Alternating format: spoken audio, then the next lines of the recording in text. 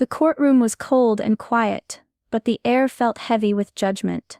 In the center stood a woman named Emily Carson. Her face was pale, her eyes red from crying. A bruise marked her cheek, and her hands trembled at her sides. She looked like someone who had already lost too much. Whispers filled the room. People leaned in, some shaking their heads, others stared without hiding their doubt. Emily stood alone, her clothes plain, her body tired, her voice soft.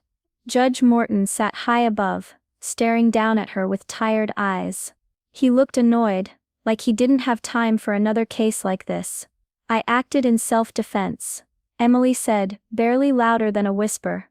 Judge Morton scoffed and leaned back in his chair. "We hear this excuse too often." But then the narrator's voice cuts in, calm and steady. "But what if this time the truth was hidden in plain sight?" Emily Carson had moved to the small town just 6 months ago.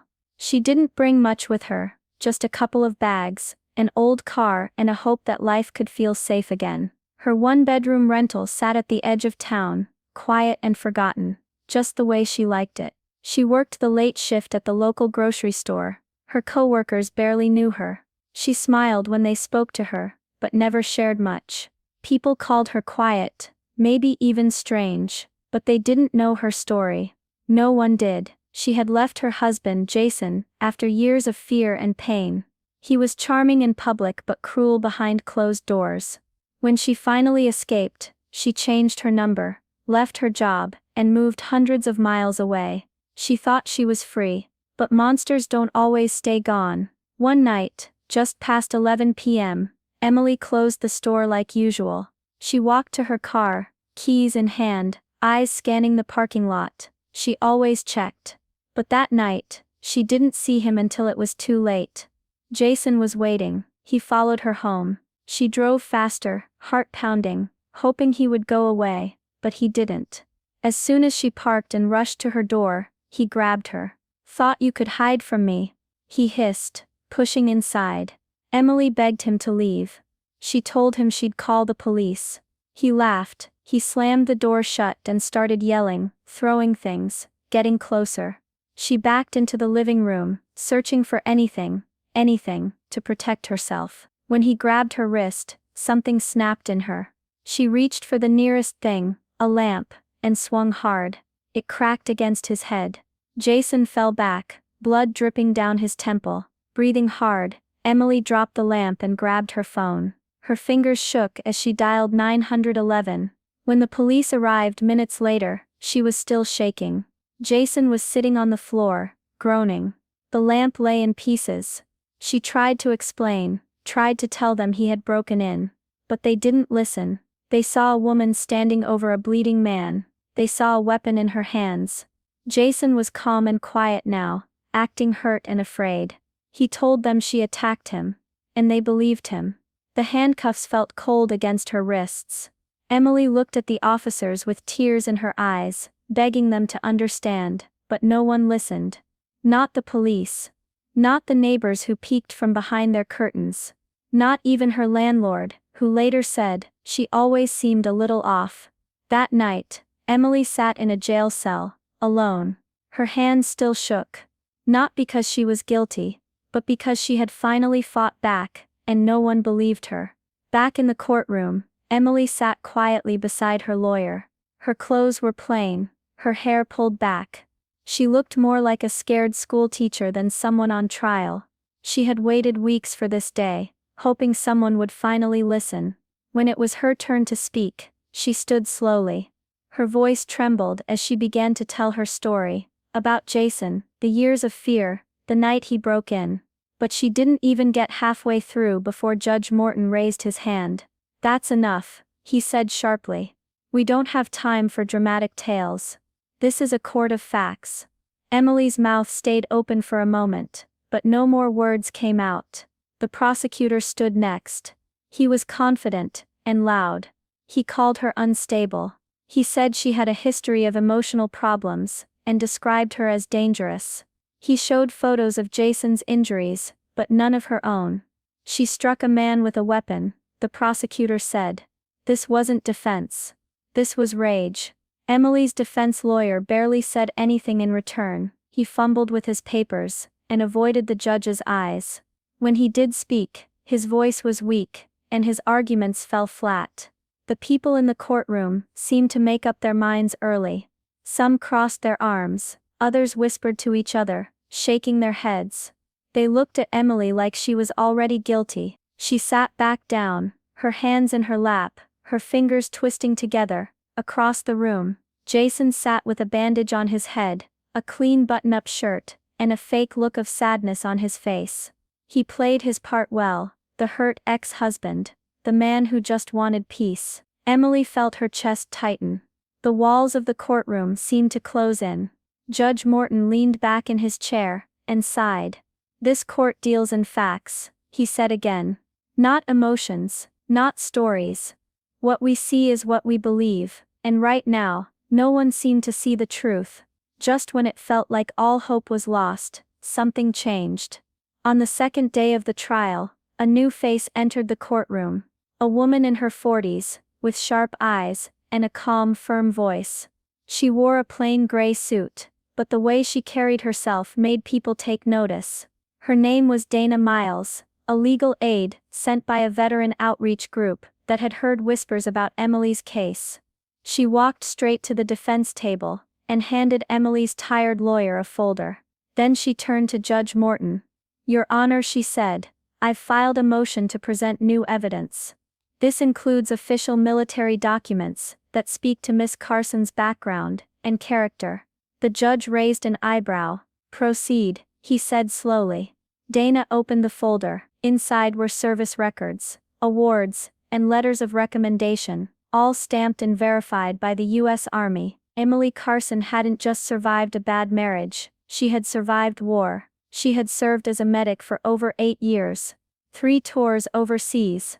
She'd saved lives under fire, pulled wounded soldiers from burning trucks, and treated injuries most people couldn't even look at.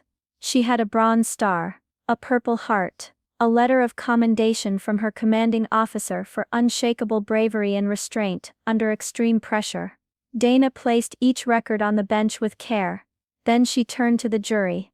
"This is not the story of a violent woman," she said. "This is the story of a hero who did what she had to do, once again, to survive." Dana went on to explain that Emily suffered from PTSD, a result of both her time in combat and the years of abuse she had lived through afterward. That was why she moved, why she kept to herself, and why she had trouble telling her story in a loud courtroom filled with strangers. She did not want to fight. Dana said, she never did, but when the danger came to her doorstep, she did what she was trained to do, she survived. The courtroom grew quiet. Even Judge Morton leaned forward in his chair. No one was whispering now. For the first time, people started to see Emily not as a suspect, but as someone who had already fought too many battles. Judge Morton sat still, the stack of papers in front of him. His fingers moved slowly, as he turned each page, reading the military records with quiet focus. The courtroom stayed silent, as if no one dared to breathe too loudly. His expression changed. Gone was the look of boredom and disbelief. Now his brows were pulled together, his jaw tight. He looked not at a criminal, but at a woman who had been through more than most could imagine. Finally he looked up. "Miss Carson," he said. Voice softer now, "would you please speak again?" Emily stood, her knees shaky but her shoulders straighter than before. This time her voice didn't shake. "I served in the army for 8 years, she said. "I treated soldiers who'd been blown apart. I watched friends die beside me. When I came home, I tried to live a normal life. But Jason, he brought the war back to me in a different way." She paused, eyes glancing toward him, then away. "I stayed with him for years because I was too afraid to leave. And when I finally did, I moved here to be invisible, to feel safe. But safety doesn't always come when you ask for it." She looked at the judge, her voice cracked just once. "I never wanted to hurt anyone. I just wanted to survive." For a long moment, no one spoke. The room had changed. The people who once whispered in judgment now sat in silence, their eyes wide. Some whispered again, But this time, the words were different. She was a soldier. She saved lives, she's been through hell. Judge Morton cleared his throat. He looked directly at Emily. I owe you an apology, he said. I made a mistake judging your story before I listened. That won't happen again. His voice was steady, but his eyes looked tired, maybe even ashamed. And for the first time since the trial began, Emily felt like someone finally saw her for who she really was. The next morning, the courtroom was packed again, but this time it felt different. There was no scoffing, no quiet mocking. People sat still, waiting. Judge Morton looked down from the bench. His voice was clear and firm. After reviewing the new evidence, and in light of Miss Carson's military record, and the confirmed history of domestic abuse, the court has decided to drop all charges. Emily Carson is free to go. Gasps rippled through the room, but no one argued. Then something else happened. Dana Miles handed the judge another folder. This one full of photos, reports and hospital records from years past. It was all the proof of Jason's abuse that Emily had been too afraid to share before. The police took him into custody before he could leave the building. He didn't look so calm now.